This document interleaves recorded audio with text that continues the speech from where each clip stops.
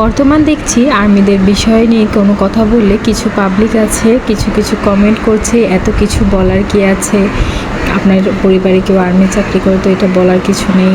তো এইসব কমেন্টই করছে, তাদের উদ্দেশ্যে আজকে ভিডিওতে কিছু বলবো। হ্যালো এভরিওয়ান, আসসালামু আলাইকুম। কেমন আছেন আপনারা সবাই? আশা করছি সবাই খুব ভালো আছেন। আমার ছোট্ট এই মিনি ব্লগে সবাইকে ওয়েলকাম জানাচ্ছি।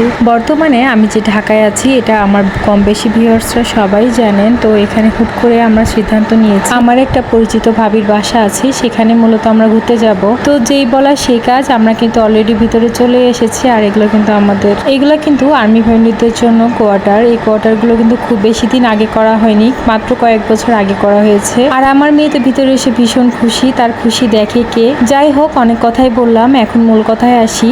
ইদানিং দেখছি আমার বেশ কিছু কমেন্ট আসছে ভিডিওতে যে আমি আর্মি ফ্যামিলি কেউ একজন, এত আর্মি নিয়ে কেন কথা বলি।